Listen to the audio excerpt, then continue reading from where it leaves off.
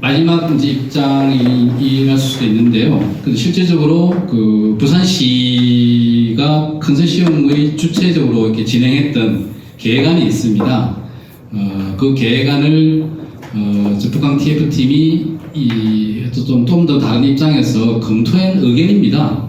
근데 그 계획안은 사실은 이거는 이제 사업자 지정을 받기 위해서 굉장히 짧은 기간 동안 이루어진 계획안이기 때문에 좀 완성도가 높은 계획안은 아닙니다. 분명한 것은. 그렇지만 계획안을 작성하기 위해서는 분명히 이제 부산시의 의지가 담겼다고 또 볼 수가 있어서 크게 벗어나지 않는다고 생각합니다. 그래서 그 계획안에 대한 어떤 부분들을 살펴봄으로써 저희 어떻게 TF팀의 방향을 잡고자 한 그런 내용이라고 보시면 됩니다. 먼저 이 북한 지역을 이제 우리 박예리 대표가 만든 이 맵인데요. 이렇게 쭉 꺼봤습니다. 이게 1단계, 2단계가 있는데 이렇게 쭉 꺼보면은 이게 4km예요. 요코하마가 이렇게 해서 여기까지 4km예요. 싱가포르가 예를 들면 4km, 이 4km 바를 이렇게 다 끈 겁니다. 암스테르담에 있는 걸 이렇게 꺼본 거예요. 그래서 이 항만의 어떤 크기, 어떤 그런 것들을 좀 알고자 이렇게 해본 겁니다. 그래서 이제 또 좀 더 친절하게 2단계만 이렇게 한번 해본 거예요. 제가 센텀시티하고 비교를 해보니까 이렇게 수역까지 다 포함한 게 2단계잖아요. 그래서 수역은 빼고 요렇게 땅으로만 낸 거를 해보니까 센텀시티의 약 1.2배입니다. 1.2배 정도 되고 요 수역까지 길이가 약 1.1km, 도보로 15분 거리예요. 그래서 우리 15분 그거 요즘 많이 하시는데 어쨌든 15분 정도 걸리는 거리가 요 거리입니다. 그리고 여기가 한 800m 정도 되고 800m인가요? 800m. 그리고 이게 이제 관공서 부두거든요. 관공서 부두의 가로세로를 재보면 약 780m에 360m. 대충 스케일감을 좀 알고 가시는 게 좋을 것 같아서 이렇게 한번 정리를 해봤습니다. 센텀시티를 봅시다. 센텀시티는 이 센텀파크 아파트부터 여기까지 이제 시립 미술관에 있는 올림픽 공원에까지 재보면 2.1km 이게. 그럼 2단계보다는 더 긴 거예요, 사실은. 길고, 이 폭이 약 530m 정도. 여기는 815m 뚱뚱하면서 얇아지는데, 여기서까지 도보 거리가 30분이에요. 그러니까 그 반이 정도 되는 거죠. 대충 그렇게 스케일감 가지시면 될 것 같고요.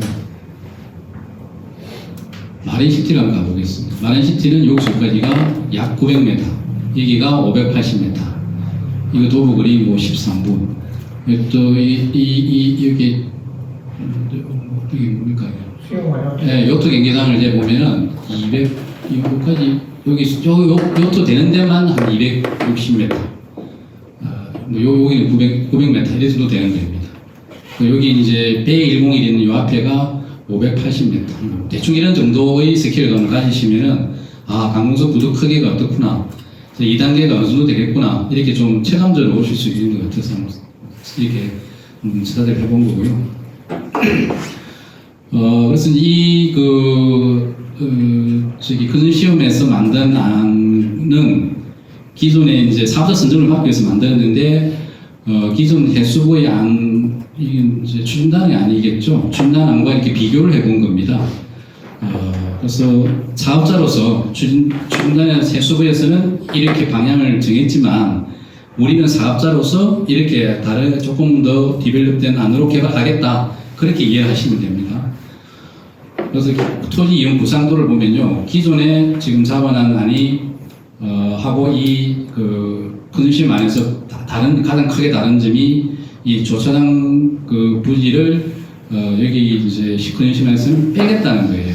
빼겠다는 거고, 도로 선행이 이제 이 안에서는 이렇게 해서 기존 도로 안을 가지고 이렇게 연결했다 치면은 컨소시엄에서는 이 안에 있는 관공성 부두가 접한 땅의 활용 영역을 넓히기 위해서 외곽으로 이렇게 돌리는 거예요.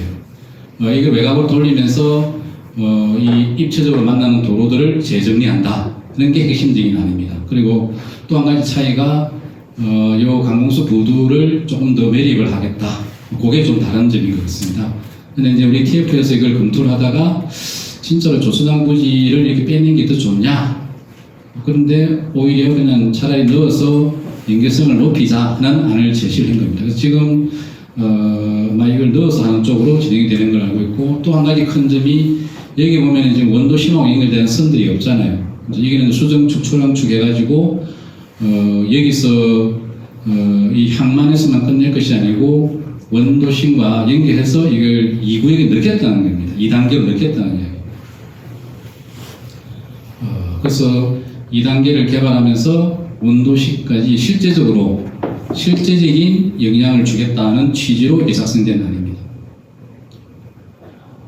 전체 그림으로 보시면요, 이게 이제 해수부 아니고 부산시 근시험안인데 방금 말씀드린 것이 가장 핵심적인 내용이라고 보시면 됩니다. 그 안에 이제 뭐 조금씩 나눠지는 거, 이제 땅을 어떻게 하는 거, 뭐 이런 것들이 다른데, 결국에는 이렇게 보시면은 여기 노란색이 주거지거든요. 그럼 노란색 여기 아파트를 지을 수 있는 땅입니다. 주민이 이렇게 아파트를 지을 수 있는 땅이 있고, 나머지가 상업 용지하고 이렇게 되어 있는데, 어쨌든 토지 이용 계획 자체가 굉장히 용도별로 영역을 나누겠다는 것이 이 도면을 보실 수가 있을 것입니다. 도입 시설에 대한 것들을 전체 규모를 정하기 위해서 지금 용도별로 용적률 기준으로 땅 면적 대비 용적률 기준으로 이렇게 연 면적을 잡아본 것입니다. 그래서 이걸 가지고 제가 한번 분수를 해봤습니다. 이렇게 해서 계산을 해보니까, 물론 이거는 이 용적률이라는 것은 그냥 지구 단위나 부산시의 조례에 의한 것을 그냥 그대로 대응시킨 본 겁니다. 대응시켜 보니까 평균 용적률이 약 612%라는 거예요. 근데 실제적으로 용적률이라는 게 뭐 그 전문가들이 계시니까 아시겠지만 완화 조항들이 많잖아요.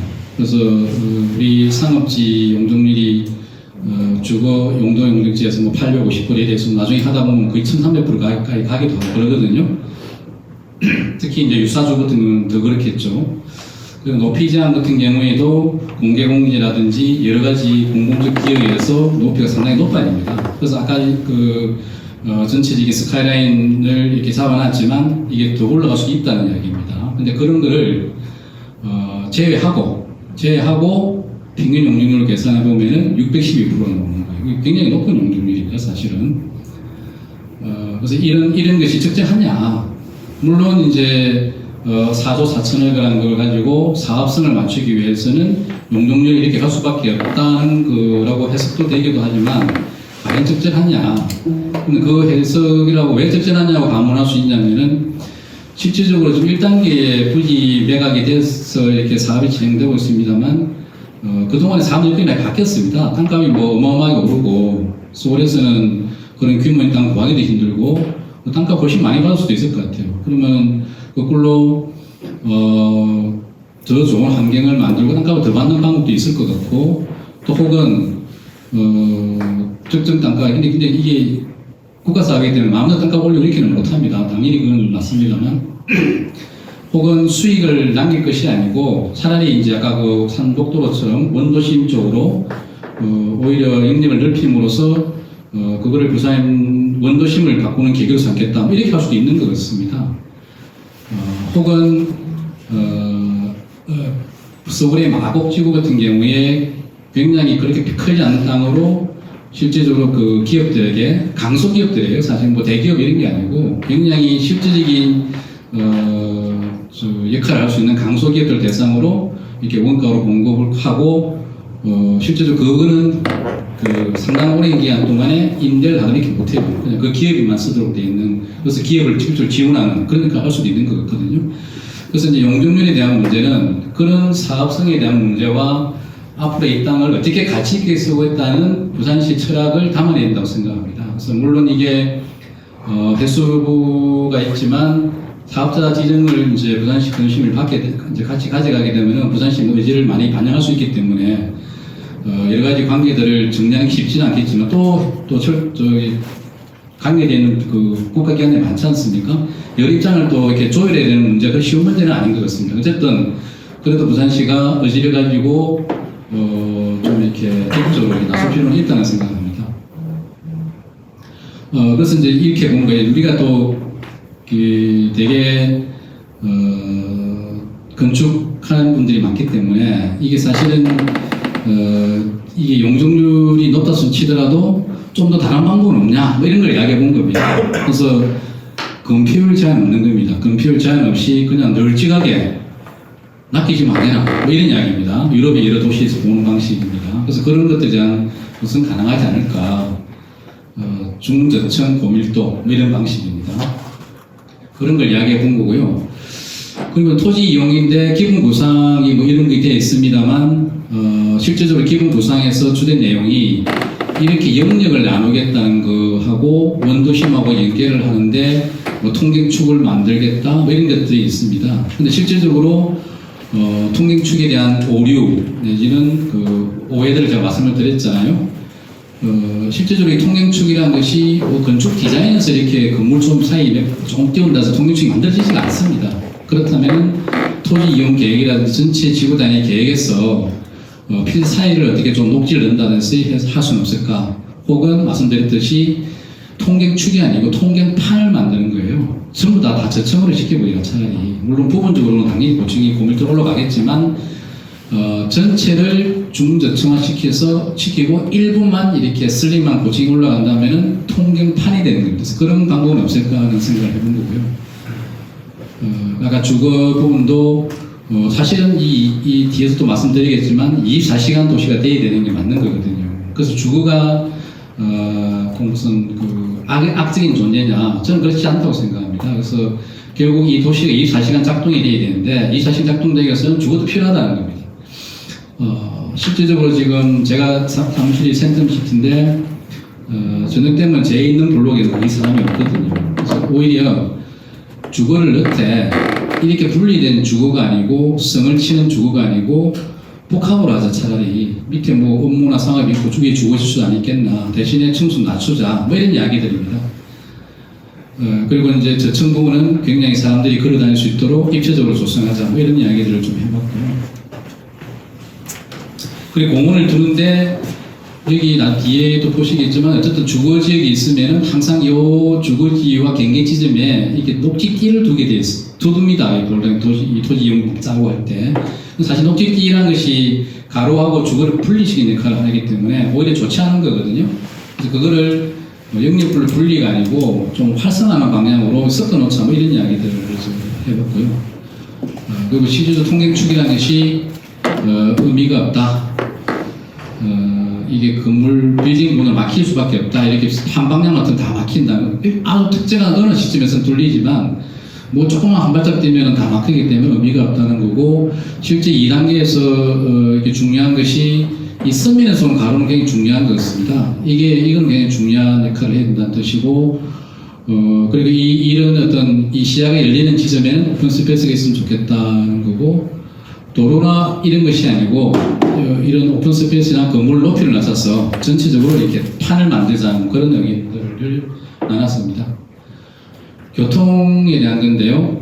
실질적으로 이제 이 충장대로가 있고 여기 안에 또 관통하는 도로가 있고 이 안에 보면 중앙로가 있고 이 사이 다 상업지역이에요. 이렇게.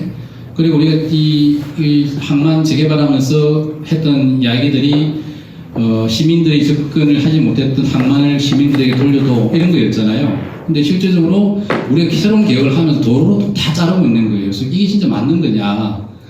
그동안에 항만이 막고 있어서 얘기가 안 됐다면 지금은 새로운 도시를 만들면서 왜 도로로 인해 가지고 원도심에서 접근하지 못하게 만드느냐. 뭐 이런 이야기들입니다. 그래서 과연 이런 게 적절한가. 단절한다는 의미에서 적절하지 않는 거죠.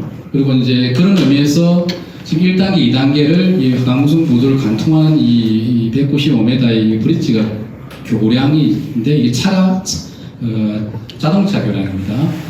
그리고 이게 이제 부두의 기능을 이제 옮기면 되겠지만 어쨌든 스윙 브릿지로 해가지고 왔다 갔다 할 수 있도록 돼 있는 것이 그 당초의 계획입니다. 근데 진짜 이게 필요한가? 교통량 때문에 필요하다고는 하겠지만 앞으로 뭐 다 AI가 움직일 텐데 뭐 앞으로 이게 진짜 필요한가 이런 이야기입니다. 그런 것들 좀 검토를 해봤고요. 그리고 이제 충장도로 이쪽에 좀 뚱뚱해야지 뭔가 가용성이 높아지니까 이 강우성 보도를 이 상당한 양을 매립을 했는데 이 매립을 전제로 만들어진 건데 이게 적정하냐는 거죠. 이 적정하냐는 이야기. 그리고 보행, 이제 원도심하고도 연계성을 이야기하니까 이제 이거 보행교를 많이 만들었습니다. 많이 만들었는데 이게 그냥 연결한다고 연결되는 것이 아니거든요. 이 보행을 통해서 뭘 할 수 있는지, 뭘 볼 수 있는지, 뭘 즐길 것이 있는지가 원도심 연결의 핵심이라는 겁니다. 그냥 길만 만든다고 되는 것이 아니다. 그리고 이제 우암로 부분에 이제 여기 넘어가는 겁니다. 여기 이제 터널을 넘어와가지고 수중터를 넘어와서 이렇게 연결하게 되어 있는데 이게 상당히 거리가 짧습니다. 사실은 짧다 보니까 우리가 동천을 살려서 뭐 백기를 내고 뭐 물기를 내자는데 이게 지금 이렇게 지나가게 되면 높이가 되느냐 이런 문제도 검토해야 된다는 뜻입니다. 그래서 어떻든 이 2단계 하나만 갖고도 사실은 통합적으로 검토를 해야 된다는 이야기이고요. 녹지 같은 경우에도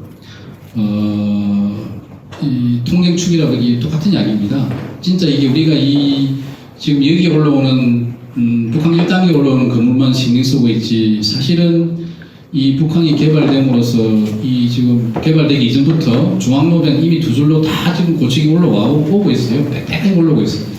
북한만의 문제가 아닙니다.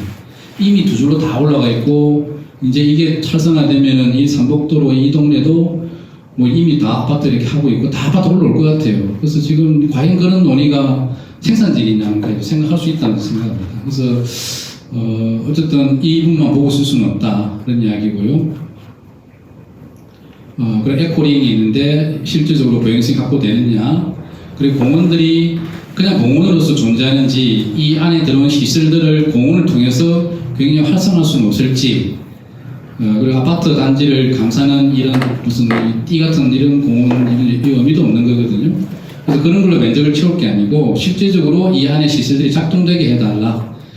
그리고 시민들의 보행이 높은 곳에 공원을 만들어달라. 뭐 이런 이야기입니다. 그리고 이제 항만을 재개발한 것이면 항만 자선을 어떻게든 살려서 이렇게 테마로 합니다. 그게 경쟁력이다. 뭐 이런 이야기를 좀 하고 있고 토지 이용인데 반복되는 이야기입니다. 강순 구도는 웬만하면 건드리지 않고 매력을 극대화해야 된다. 그게 다 자산이거든요. 여기는 창고들, 뭐 사이로들 이런 걸 다 살리자는 이야기를 나중에 뒤에서 또 하고 있을 겁니다. 어쨌든 그래서 이제 엑스포 같은 경우에도 지금 어떻게 반영되는지를 모르겠어요. 그러면 개최되지 않을 때는 어떻게 할 것인지, 개최될 때는 어떻게 할 것인지, 단계별로 어떻게 할 것인지 뭐 이런 계획들이 좀 노안하면 좋을 텐데 그렇게 보이지는 않습니다. 센텀지구의 땅을 필지별로 다 짜게 면적을 한번 검토를 해봤습니다. 면적 검토를 해보니까 이게 신세계부지죠, 그죠? 이게 4만 주고 영화의 전당. 그리고 요 안에 있는 땅들이 그 2,100, 뭐 평수로 따지면 700평에 650평 정도 되는 땅들. 뭐 요렇게 되어 있더라고요. 근데 지금 당초에 그 해수부에 했던 땅은 훨씬 커요. 크면 어떤 결과가 나타나겠습니까? 대자본이 들어올 수밖에 없는 거예요. 그 대자본이 들어와서 사업을 하기 위해서는 유사주가 들어올 수밖에 없는 거의 필연적인 과정입니다. 그럼 땅을 진짜 크게만 가야 되는가 이런 이야기를 할 수가 있을 것 같고 그래서 필지 구획이나 도로 광장 이런 것들이 적정한지 블록 규모는 적정한지 도입에 대한 ND 전략적 앵커 시설은 뭐를 할지 필지는 장단비 다시 말하면 이 가로 세로 비율 이런 것도 굉장히 중요하거든요. 도로는 어느 방향이 나느냐에 따라 가지고 만약 도로가 이렇게만 다 난다고 생각해보세요. 그러면 여기서 덜 가릴 거 아니에요.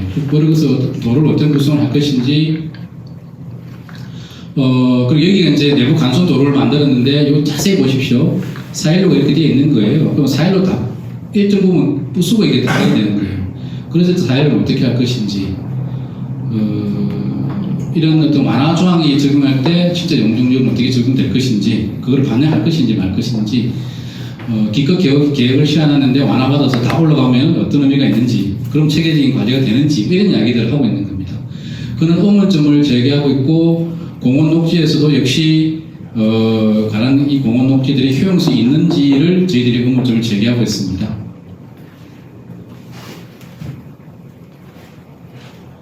그리고 원도심하고 연계 부분인데요. 좀 실제적이었으면 좋겠다. 그리고 이제 건물들도 어떤 사실 저층부가 중요한 거거든요. 물론 객관적 측면에서는 이게 뭐 이렇게 베스라든지 덩어리 또는 높이가 중요하지만 저 안을 이용하는 사람 입장에서는 저층부를 어떻게 입체적으로 하고 사람들이 걷기 편하게 만들어주고 그렇게 할 것이냐 이런 이야기를 좀 의문을 제기했습니다. 그리고 이제 이 안에 이제 학교 부지 이건가요? 이거든요. 학교 부지가 있는데 어쨌든 주거가 들어오니까 학교가 필요하죠. 근데 진짜 그렇게 학교를 넣어야 되나? 원도심 여기 다 학교 폐교되고 있는 상황인데 이 사람들 그냥 여기 다니면 안 되나? 뭐 이런 이야기를 해본 겁니다. 그리고 이제 CBS는 있는데 실제적으로 CBS는 이렇게 해서 이렇게 따라가거든요. 근데 이게 보면은 1호선, 2호선 사이를 막 지나다니는 거예요. 그럼 이게 유용하냐? 차라리 그냥 이렇게 강만 5번 보도 쪽으로 빠져갖고 좀 더 활성화시키는 게 안 낫냐? 뭐 이런 이야기를 좀 했었고요. 충장대로인데 이제 요게 이렇게 가는데 지하차도 아까 선행 개선에 대한 이야기를 한 겁니다. 근데 이제 좀 대중교통 요런 걸 갖다가 이제 보행 위주로 하면 안 되겠느냐 이런 이야기를 좀 했었고요. 그리고 이제 접속부에 대한 거 이게 지금 잘 안 드러납니다만 이게 다 고가도로로 이렇게 막 돼 있는 현재 상황이거든요. 그래서 이게 이제 지하도로 들어가는데 이 고가도로는 어떻게 할 건데 이 고가도로 넘어온 차는 어떻게 우암 쪽으로 빠질 것인데 그리고 여기 지금 또 이 동서고가도로 있잖아요. 이거 지금 뭐 철간된 이야기가 있는데 그럼 여기 입체적으로는 어떻게 해결할 것인지 그리고 여기 이제 그 뭐 철을 한다 그러면 이게 넘어가는 다리는 어떻게 레벨을 조정해가지고 혹은 이 다리는 어떻게 레벨을 조정해서 동천이 이렇게 거슬러서 뭐 배라도 다니게 할 것인지 뭐 이런 것들을 검토한 겁니다. 아까 요게 연장되는 이야기고요. 이런 것들 레벨이 검토가 필요하다는 이야기고 내부 도로는 지금 뭐 중화선 도로가 50m나 되고요. 이게 30m, 20m입니다. 그리고 요 50m 되는 거의 단면 구상은 뭐 이렇게 되는데 뭐 양쪽에 있고 트램이 다니고 저쪽고 이런 구상을 보시면 될 것 같고요. 대중교통에 대한 이야기가 분명히 이렇게 언급이 되고 있습니다. 이 당시에 이게 이제 예산을 어떻게 할 것인지 우리가 예산을 뭐 어떻게 2단계 사업이냐 뭐 이런 이야기를 하긴 했었습니다. 신교통수단 이야기가 있었고요. 역사문화자원인데 조금 더 적극적으로 반영하자. 이게 2013년도에 자원을 조사한 게 있습니다. 그리고 여기 이제 부산천이 흐르는데 이 하천에 대한 거 해수면을 어떻게 할 것인지.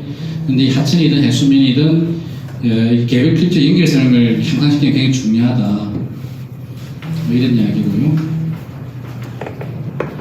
부산천에 대한 정비 계획. 실질적으로 이렇게 다리가 놓이면 여기 밑에 못 다녀요. 그렇죠? 여기 다 이런데도 보면 1단계도 대부분 다 그렇게 있을 거예요. 사실은.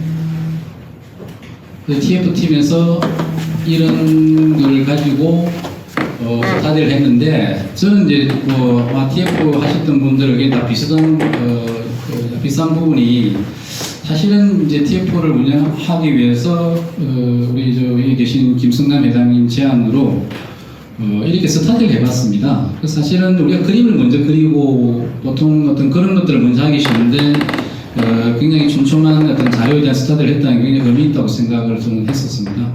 그래서 10개의 어떤 아이템을 나눠가지고 그 부분에 대해서 각자로 이렇게 스타디를 해서 일주일 단위로 이렇게 발제를 하고 그 부분에 대해서 스스로 의견을 나누는 뭐 이런 과정이 굉장히 저는 굉장히 의미가 있었다고 생각합니다. 그리고 전체적인 거는 우리 총괄건축가인 김일철 선생님께서 이제 전체 주도를 하셨고요. 사실은 이 TF 안에 대한 것들은 사실 김일철 선생님이 좀 발표를 했어야 되는 건데 제가 제가 하기가 좀 이렇게 다 할 수는 없는 것 같고요. 아마 2단계 TF에 대한 거는 기회가 닿으면은 조금 더 구체적으로 자리가 만들어지면 좋을 것 같습니다. 그래서 오늘 사실은 이 욕심껏 다 넣었다가 제가 좀 뺐습니다. 도저히 감당이 안 돼서 뺐고요. 그리고 또 제가 이게 전체 위원장을 총괄건축가께서 하셨기 때문에 총괄건축가가 께서 이제 기회가 닿으면 발전하면 좋을 것 같습니다. 저는 일부분만 그냥 간단히 언급하고 넘어가겠습니다. 그리고 앞에 있는 것들하고 상당히 또 많이 겹치니까 그렇게 될 것 같습니다. 그리고 실제적으로 나중에 그림까지 다 그렸습니다. 그래서 그거는 제가 오늘 다 뺐습니다. 보여드리지 못할 것 같고요. 아까도 근시험 안이 옆에 이제 조금조금하게 적은 것들을 그냥 다 정리를 해본 겁니다. 그래서 이게 아마 2단계 TF팀의 어떤 계획 방향에 많은 영향을 미쳤고요. 그래서 토지 영위나 시설 배치 부분에서 보면은 수프 블록 크기의 대규모 자본이 시행하기에 유리한 이런 필지 매각은 지양해야 된다. 너무 크게 하지 말라는 이야기입니다. 실제적으로 뭐 굳이 막 대자본 끌어들이려고 팔려고 노력하기보다는 매력 있는 장소를 바꾸는 걸 문제다. 근데 그 매력 있는 장소는 항상 항만이나 역사성을 베이스로 하는 게 더 좋다. 그런 이야기입니다. 그러면 자본은 뒤따라온다. 그리고 어차피 지금 뭐 소리 극단도 별로 없고 뭐 이게 아마 땅 판다면 뭐 난리가 날 정도일 텐데 그렇게 바쁘게 팔아야 되냐 뭐 이런 이야기를 좀 했었습니다. 그리고 실제적으로 여기 부산의 젊은 사람들이 돌아올 수 있는 일터가 되기 위해서는 정말로 조금 더 작은 필지로 구분해가지고 이거를 잘 할 수 있는 그 개발 주체를 유도하는 게 저는 더 도움이 될 거라는 생각을 하고 있습니다. 그리고 24시간 활동 도시를 위해서는 주거가 필요하고요. 그런데 대단히 아파트형 이런 주거는 지향했으면 좋겠다. 그런 이야기입니다. 그래서 차라리 복합화시키고 입체적으로 디자인하는 것이 더 합당하지 않느냐 이런 이야기입니다. 그리고 앵커실도 필요하다. 부산시 정책하고 연계성이 좀 고려됐으면 좋겠다. 엑스포를 한다고 하는데 유치한다고는 하는데 운명이 이게 달렸다고 하는데 도대체 2단계 계획에서는 뭘 하고 있는지 모르겠다는 겁니다. 그래서 그게 반드시 담아져야 된다는 거고 지하화 문제라든지 통합개발이 반영되었으면 좋겠다. 만약에 엑스포를 못하게 되면 어떻게 할 것이냐, 그럼 단계별로 할 것이냐 이런 것까지 돼야 될 것 같고요. 그리고 엑스포도 치러주고 난 다음에 실제적으로 그 땅이 어떻게 활용될 것이에 대한 또 과제가 남는 겁니다. 그럼 어디에 그걸 위치시키는 게 되는지 좋은지 이런 거 굉장히 치밀하게 저는 계획했는 생각하거든요. 그리고 원도심하고도 얘기하는데 결국 어떤 고형성에 대한 것들을 우선적으로 좀 했으면 좋겠다는 거고 그리고 이제 약간 수정축 초당축이 부산시 근시에 많이 이렇게 더 개입이 더 추가가 됐는데 뭐 똥은 좀 있습니다만 어쨌든 원도심을 적극적으로 부산 2단계를 통해서 직접적으로 살리겠다 이런 의지의 표현이라고 보셔도 될 것 같습니다. 뭐 쭉 다 했던 이야기인 것 같습니다. 그래서 수변 매력이 수변과 항만 매력을 최대화해야 된다는 거고 계획 요소를 활용하자는 이야기고요. 개발 밀도를 좀 조정하자. 뭐 조정을 일부 하고 일부 부분은 차라리 중저층 고밀도로 가는 게 어떤가. 이 사람 눈하고 닿는 보행 레벨을 3D로 입체적으로 개발하자 이런 이야기고 나중에 뭐 인센티브 주고 높이 완화해주고 이렇게 아니고 아예 예정될 수 있는 예측되는 규제를 해버리자는 겁니다.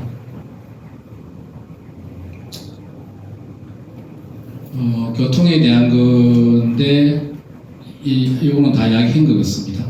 그 1단계 연결 도로에 대한 거가 좀 하나 중요한 부분인데 교통 브릿지로 되어 있는 거를 사일로를 부수면서 만들 것이 아니고 오히려 그냥 보행 정도로 하자. 교통은 차라리 그 충량도로를 좀 더 넓히든지 어떻게든 해결될 것 같아. 그런 이야기입니다. 스윙 브릿지는 없애자 차라리. 아까 그 우암로 연결 브릿지에 대한 이야기 있었고요. CBA에 대한 이야기, 보행 환경에 대한 이야기, 그리고 주변까지 다 연결 레벨을 검토해야 된다. 뭐 이런 이야기 있었습니다. 그리고 차량 위주가 아니고 보행 위주로 가야 된다. 15분 만에 가는 도시가 아니고요. 15분이라도 편안하게 걸을 수 있는 도시를 만들자는 그런 주장입니다. 공원 녹지 계획입니다. 어떻든 단지 연계, 공원이 따로 놀고 개별 공원이 따로 노는 것이 아니고 같이 결합시켜야 된다는 이야기고 이거 다 했던 이야기를 넘어가겠습니다. 역사문화자원은 어쨌든 활용해야 된다. 지금 사이로 보는데 이게 철거되는 건데 이렇게 할 것이 아니고 보존하자. 여러 그 항만 역사 자원들이 있습니다. 그래서 가능한 보존하자는 이야기입니다. 그리고 또 민간 건물이 들어가 있습니다만 부산 천변에 그 사이로들이 그 컴플렉스는 꽤 괜찮은 공간이 있습니다. 우리 요거를 어떻게 활용할 것인지 찾아보자. 지금 상만 재개발을 하면서 이렇게 항만시설 다 없애는 나라는 없는 것 같아요. 훨씬 매력적이고 굉장히 그 상업적 가치가 있는 거를 그걸 기껏 다 없애서 한다는 거는 뭐 그냥 10도씩 만드는 거 똑같은 거예요. 그래서 그런 짓을 한다는 거는 아마 우리 TF팀에서도 있을 수 없다. 뭐 그런 이야기입니다. 그래서 저는 어떤 계획 방향을 가지고 원칙을 세웠습니다. 가치로 활용해야 된다. 원도심과의 어떤 도시 맥락을 연계해야 된다. 교통은 대중교통 중심으로 가야 된다. 그리고 입체화시켜야 된다. 공공성을 확보해야 되고 구체적으로 공공성을 확보해야 되고 시민이 참여하는 그런 방안을 만들어야 된다. 이것들의 원칙을 가지고 저희들이 그 디자인을 했고요. 그 디자인에 대한 그림들입니다. 그래서 이 그림은 제가 다 설명을 생략하겠습니다. 다음에 기회를 만들도록 했으면 좋겠습니다. 그 중에 몇 가지만 보여드릴 텐데, 우리가 그러면 이 역사, 항만자산 쭉쭉 하는데, 이게 뭔지 잘 몰라요. 그래서 그냥 이렇게 학습 차원에서 한번 보시면 될 것 같습니다. 이게 이제 매립의 역사입니다. 우리 김기수 교수님이 자료를 제공해 주셨는데, 이 매축주의 역사가 이렇게 선들이 이렇게 다 남아있어요, 사실은. 그래서 이 역사를 훑어서 디자인 요소로 쓸 수도 있겠다, 이런 이야기를 한 거고요. 근데 뭐 있는 것도 안 하려는데 지금 이것까지 찾아가서 하겠습니까? 이런 생각도 들었습니다. 근데 산업 자산에 대한 것들, 동천을 어떻게 해볼 수는 없나? 좀 더 크게 볼 수는 없나? 말로만 할 것이 아니고 구체적인 근거를 찾아보자, 뭐 이런 이야기가 있었고요. 그래서 그 남아있는 자산에 대한 어떤 이런 것들입니다. 뭐 동차고 4.16 어쩌고저쩌고 이런 쭉 있습니다, 사실은. 근데 지금 그리면 다 없어진 거죠, 사실은. 유일하게 요것도 다 못 살려가 도로까지 내고 요것만 남아있는 그런 계획인데, 얼마든지 살리면서도 굉장히 매력 있는 걸 만들 수 있다. 뭐 그런 좀 희망을 가지고 있습니다. 근데 기대하기는 쉽지 않은 것 같습니다. 그래서 9가지 어떤 자산들을 살려보자고 한 겁니다. 그래서 요 부산 천변에 있는 것들, 지선 창고들, 4.15. 물론 이제 TF팀 내에서도 이걸 굳이 다 살려야 되냐, 뭐 또 활용해야 되지 않느냐, 활용할 필요가 있느냐, 혹은 부분만 살려도 안 되나, 뭐 어쨌든 이런 난상 토론도 있었고, 지금도 의견이 좀 다르기도 합니다. 물론 뭐 이게 다 도시를 만드는 과정이라고 생각한다면 얼마든지 논의가 되고 계획이 돼야 되는데, 그냥 계획이 되고 있다는 게 문제라고 생각하는 거거든요. 그림으로 보면 이렇습니다. 이렇게 다 보겠습니다. 항구 특성을 살리는 게 세계적인 도시들의 맹소의 장소들입니다. 그래서 우리는 왜 안 살리는지 모르겠어요. 그래서 매립에 대한 이야기를 좀 했었고요. 그 내용들을 까만색으로 된 것이 항만, 그 다음에 자산들입니다. 역사 자산들을 지금 까만색으로 표기한 겁니다. 물론 이 바닥에 갈린 뭐 선들도 있고 그레이들도 있겠죠. 운도심하면 어떻게 할 것이냐.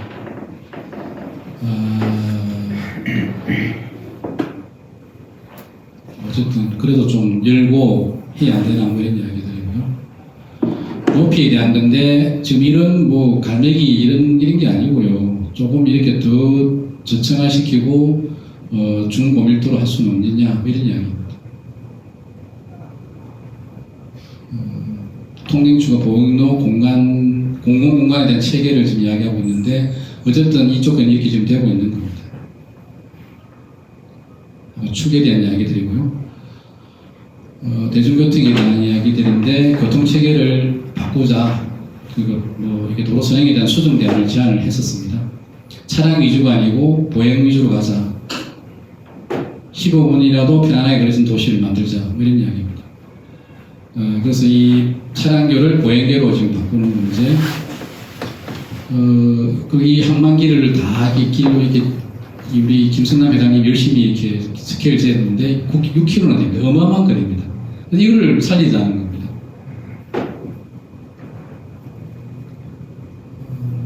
이런 거 있고. 그리고 이제 핵심 성장이 진짜 부산의 젊은이에게 들어올 수 있는 핵심 성장이 되어야 되는데, 대단히 대규모 자본이 큰 땅을 가지고 결국 사업성을 위해서 유사주거를 할 수밖에 없는 이런 구조로는 뭐 안 들어옵니다. 그래서 오히려 작은 필두로 나누자 그런 이야기들을 저희들 좀 결론을 내렸었고요. 그리고 개발을 하더라도 이 가로변 이런 보행 환경을 좋게 하기 위해서 좀 낮은 쪽을 만들고 차라리 안쪽을 높이를 하면서 가로 환경을 좋게 한다. 이런 게 하고 이입사실 작동하기 위해서는 주거는 필요한데 단지화된 그런 아파트 단지는 하지 않았으면 좋겠다. 특정 규모는 차라리 작게 만들어야 된다. 그래서 보행자 도시를 만드는 게 관건이 아닌가. 그래서 칼큘레이터가 지금 제안을 해봤었습니다. 이 자료들은 이제 우리 박예리 대표가 고생을 많이 하셨는데 실제적으로 이제 네덜란드에서 했던 프로젝트의 하나죠, 이게 그죠? 사례들인데 어쨌든 이렇게 저층으로 만들고 안쪽을 차라리 이렇게 고층화시켜서 사람이 걸어다니는 이 항만 쪽이나 걸어다니는 쪽은 저층화시키고 이걸 입체적인 가로로 만들면서 보행 환경은 나쁘게 만들지 않는다. 그리고 건물 하나의 폭들은 굉장히 슬림하게 간다. 뭐 이런 취지입니다. 큰 건물 안 했으면 좋겠다는 타입으로 제시를 했고요. 그리고 이제 좀 저층으로 된 이제 좀 작은 필주로 될 부분에 대한 것들도 제안을 해봤고요.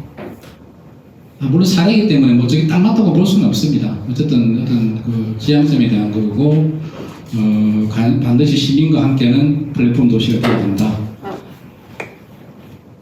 그래서 이런 어떤 그림의 국항 2단계 개발이 됐으면 좋겠다. 뭐 이런 이야기입니다.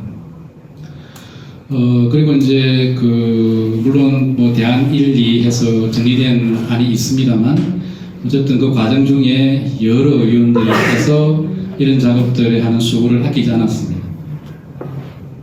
이 정리를 우리 박예리 대표, 예창호 대표가 열심히 해주시고요.